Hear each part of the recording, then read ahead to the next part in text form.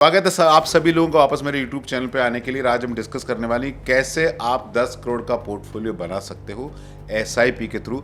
और यहाँ मैं सिर्फ इक्विटी म्यूचुअल फंड की बात नहीं करूँगा, मैं बात कर रहा हूँ आप FD से किस तरह बना सकते हो 10 करोड़ का पोर्टफोलियो, डेट म्यूचुअल फंड से, इक्विटी सेविंग फंड से, मल्टी एसेट फंड से, बैलेंस एडवांटेज फंड से, लार्ज कैप फंड से, फ्लैक्सी कैप और मल्टी कैप से, मिड कैप फंड से और स्मॉल कैप फंड से, और इन सब का हम कैरेक्टरिस्टिक्स बताने वाले हैं। तो सबसे पहले लेते हैं हम बैंक FD। अगर आपको बैंक FD के अंदर 10 करोड़ का पोर्टफोलियो बनाना है और आपका इन्वेस्टमेंट होराइजन 5 साल, 10 साल, 15 साल, 20 साल, 30 साल है, और मैंने एज्यूम किया कि बैंक FD पर एक्स IRR लॉन्ग टर्म में 6% के आसपास रहने वाला है, तो अगर आपको 5 साल में 10 करोड़ रुपया खड़ा करना है तो आपको 14,78,000 रुपीज़ की SIP करनी पड़ेगी। अगर आपको 10 साल के अंदर 10 करोड़ रुपया खड़ा करना है बैंक FD के थ्रू, तो आपको करीब करीब 6,32,000 रुपीज़ की मंथली सिप करना पड़ेगा। अगर आपको 15 साल के अंदर 10 करोड़ का पोर्टफोलियो क्रिएट करना है तो आपको 3,58,000 रुपीज़ की SIP पर मंथ करनी पड़ेगी। अगर आपको 20 साल के अंदर 10 करोड़ का कॉर्पस क्रिएट करना है बैंक FD के थ्रू, तो आपको 2,26,000 पर मंथ की SIP क्रिएट करनी पड़ेगी। और अगर आपको 30 साल के अंदर 10 करोड़ का कॉर्पस क्रिएट करना है तो आपको 1,06,000 रुपये का SIP पर मंथ करना पड़ेगा। इसके अंदर वॉलेटिलिटी क्या है? बैंक FD के अंदर वॉलेटिलिटी 0 है। खाली आपको ये ध्यान रखना है कि आपको FD टॉप नॉच बैंक्स में करनी है। दूसरा ये भी ध्यान रखना कि समय के साथ इंटरेस्ट रेट कम होते जाते हैं, तो बैंक FD के मुकाबले बेटर अल्टरनेट है डेट फंड। डेट फंड के अंदर मैंने 7% एक्स IRR अज्यूम किया है, और वहाँ अगर आपको डेट फंड के थ्रू 5 साल में 10 करोड़ रुपया खड़ा करना है तो आपको करीब करीब 14,49,000 रुपीज़ का सिप करना पड़ेगा। आपको 10 साल के अंदर 10 करोड़ का पोर्टफोलियो खड़ा करना है तो आपको 6,03,000 रुपये का सिप करना पड़ेगा पर मंथ। आपको 15 साल के अंदर अगर 10 करोड़ का पोर्टफोलियो खड़ा करना है तो आपको 3,32,000 रुपीज़ का सिप पर मंथ करना पड़ेगा। और अगर आप 20 साल के पीरियड में आपको 10 करोड़ का पोर्टफोलियो क्रिएट करना तो आपको 2,03,000 का SIP पर मंथ करना पड़ेगा। और अगर आप 30 साल के पीरियड के अंदर 10 करोड़ का पोर्टफोलियो खड़ा करना चाहते हैं तो आपको करीब करीब 88,000 रुपीज़ पर मंथ का सिप करना पड़ेगा। और डेट फंड के अंदर कि FD में तो वॉलेटिलिटी 0 है, लेकिन FD के अंदर 5 लाख के ऊपर आप सचेत रहें टॉप बैंक्स के अलावा। डेट म्यूचुअल फंड में थोड़ा बहुत वॉलेटिलिटी होता है, लेकिन नेग्लिजिबल वॉलेटिलिटी होता है। आपको क्रेडिट क्वालिटी में रिस्क लग रहा था, आप PSU फंड में कर सकते हैं, PSU डेट फंड में कर सकते हैं, GSEC फंड के अंदर आप कर सकते हैं SIP, वहाँ क्रेडिट रिस्क 0 होती है। अब लेते हैं इक्विटी सेविंग फंड, जहाँ की इक्विटी एक्सपोजर 10% से लेके ऑन एन एवरेज 20% के आसपास रहता है, तो उसके अंदर वॉलेटिलिटी मिनिमल हो जाती है। लेकिन एक्स IRR FD के अंदर जो 6% है, डेट फंड के अंदर जो 7% है, इक्विटी सेविंग फंड के अंदर वो एक्स IRR 8% के आसपास हो जाता है। और काफ़ी फंड हाउस इसको इस तरह से स्ट्रक्चर करते हैं कि ये long term capital gain equity वाला इसके ऊपर लगता है। और अगर यहाँ आपको 5 साल के अंदर 10 करोड़ खड़ा करना है तो 14,20,000 रुपये की SIP करनी है।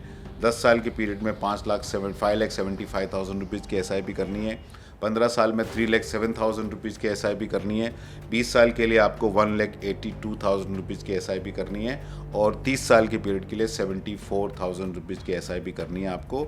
और इसका वॉलेटिलिटी और कैरेक्टरिस्टिक है बैंक FD और इक्विटी सेविंग फंड के मुकाबले थोड़ा सा वॉलेटिलिटी रहता है, लेकिन मिनिमल रहता है, क्योंकि आप सिप कर रहे हैं, एक साथ पैसा नहीं डाल रहे हैं, और इसके अंदर इक्विटी एक्सपोजर 15-20% के आसपास ही होता है। चौथी कैटेगरी में लेते हैं मल्टी एसेट फंड और balance advantage fund. Balance advantage fund के अंदर 2 असेट कैटेगरी होती है, मेन डेट एंड इक्विटी, और फंड मैनेजर डिसाइड करता है कि मार्केट कंडीशन को देखते हुए कितना डेट रहना चाहिए, कितना इक्विटी रहना चाहिए। और उसके अंदर भी अलग अलग फंड हाउसेस अलग अलग मॉडल इस्तेमाल करते हैं। कोई प्राइस टू बुक वैल्यू पे इक्विटी को एनालिसिस करता है, कोई PE मल्टीपल पे करता है, कोई अलग अलग डेटा देख के करता है, तो आपको बैलेंस एडवांटेज फंड भी एक फंड हाउस के थ्रू नहीं करना चाहिए, 4-5 फंड हाउस के थ्रू करना चाहिए, तो आपको एक डाइवर्स व्यू मिल जाता है। मल्टी एसेट फंड की खासियत होती है कि बैलेंस एडवांटेज फंड में तो 2 एसेट कैटेगरी होती है, डेट एंड इक्विटी, और आजकल रीट्स भी आ गया उसके अंदर। लेकिन मल्टी एसेट फंड के अंदर डेट होता है, इक्विटी होता है, प्रीशियस मेटल भी होता है, इसमें गोल्ड और सिल्वर भी हो गया, और उसके अलावा आपके अंदर रीट्स भी आ गया। तो 3-4 एसेट कैटेगरीज के अंदर होती है। और यहाँ पे हमने अज्यूम किया है कि एक्स IRR आपको करीब करीब 10% का मिलेगा। और वहाँ अगर आपको 5 साल में 10 करोड़ रुपया खड़ा करना है तो आपको 13,65,000 रुपीज़ की सिप करनी है। 10 साल के पीरियड में 5,23,000 की सिप करनी है। 15 साल के पीरियड के लिए आपको 2,62,000 रुपीज़ की सिप करनी है। 20 साल के पीरियड के लिए आपको 1,45,000 की सिप करनी है। और 30 साल के पीरियड के लिए आपको 10 करोड़ रुपया खड़ा करना, तो 51,000 रुपीज़ की सिप खड़ी करनी है। ये प्रोडक्ट कम वोलेटाइल है और इसके अंदर वोलेटिलिटी मॉडरेट है, इक्विटी जैसी एक्सट्रीम भी नहीं है और डेट जैसी जीरो या मिनिमल भी नहीं है। उसके बाद हम आते हैं लार्ज कैप के ऊपर। मेरे हिसाब से लार्ज कैप इंडिया के अंदर थोड़ा स्ट्रगल करेगा, लेकिन वोलेटिलिटी कम रहने वाली है। और ये लार्ज कैप का मतलब हो गया first 100 company, 1 to 100 company market cap के हिसाब से इंडिया के अंदर। और वहाँ हमने एक्स IRR 12% एज्यूम किया है। और वहाँ अगर आपको 5 साल के पीरियड के अंदर 10 करोड़ का कॉर्पस खड़ा करना, तो आपको 13,12,000 की सिप करनी है। 10 साल के पीरियड के लिए 4,75,000 की सिप करनी है।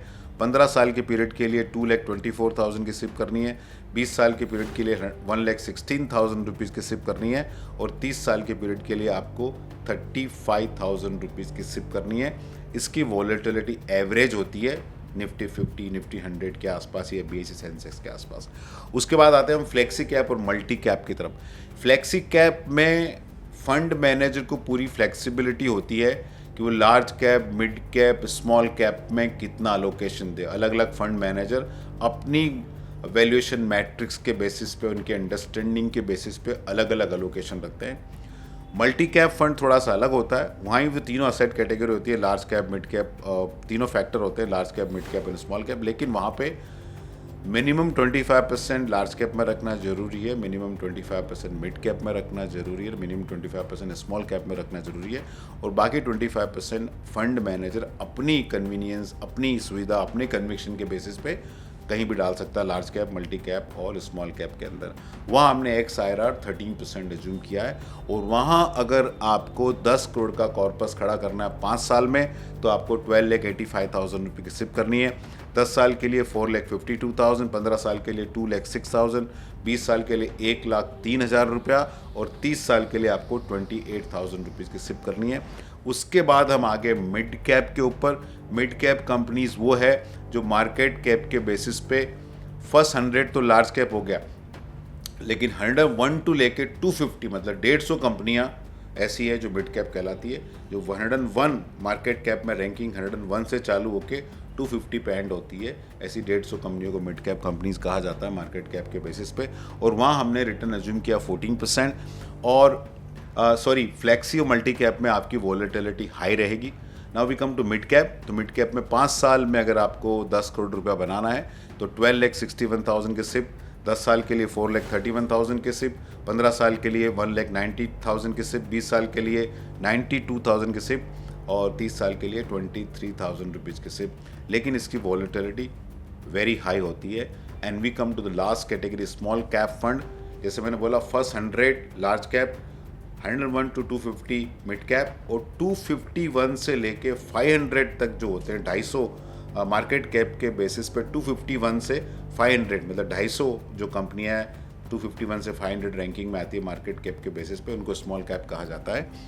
वहाँ अगर आपको, वहाँ हमने XRR 15% एज्यूम किया और वहाँ अगर आपको 10 करोड़ का कॉर्पस खड़ा करना है तो 5 साल में आपको तो 12,35,000 की सिप करनी है, 10 साल के लिए 4,10,000, 15 साल के लिए 1,75,000, 20 साल के लिए 81,000 और 30 साल के लिए 19,000 रुपीज़ पर मंथ की सिप करनी है। लेकिन ये very very volatile asset category होती है। तो आप देखिए 30 साल के पीरियड में FD में 1,05,000, डेट फंड में 88,000, इक्विटी सेविंग में 74, मल्टी कैप में 51, लार्ज कैप में 35, मल्टी कैप में 28, मिड कैप में 23, स्मॉल कैप में 19,000। गैप देखिए ऑलमोस्ट 5 टाइम का है। या जीरो वॉलेटिलिटी है या एक्सट्रीम वॉलेटिलिटी है। 5 साल की पीरियड में आपको फ़र्क दिखेगा नहीं। 5 साल के पीरियड में बैंक एफडी में 6,32,000 के कंपैरिजन में स्मॉल कैप में 4,10,000, तो बैंक एफडी में 50% और मतलब ज़्यादा पैसा देना है। पर the longer you go you figure out की जो इम्पैक्ट है 1-2% रिटर्न का, वो इम्पैक्ट आपके कॉर्पस पे पोटेंशियली कितना कर सकता है, आपकी स्टार्टिंग कैपिटल पे कितना कर सकता है, आपके एक मंथली कंट्रीब्यूशन पे कितना कर सकता है। लेकिन आपको ध्यान रखना है it comes through volatility. Bank FD में कुछ भी वॉलेटिलिटी नहीं होती है, लेकिन उसमें रिटर्न भी इतने बड़े नहीं होते हैं। दोस्तों वीडियो आपको कैसा लगा कमेंट सेक्शन में बताइए, और ये भी बताइए कि आप मुझसे क्या और जानना चाहते हैं। Mutual fund investments are subject to market risk. Please read the offer document carefully before investing. और कोई भी इन्वेस्टमेंट प्रोडक्ट में रिटर्न देखने से पहले रिस्क जरूर समझें। मैं Vijay Mantri financial services private limited का founder and chief investment officer हूं। Vijay Mantri financial services private limited is AMFI registered mutual fund distributor. और ARN नंबर इज 346147।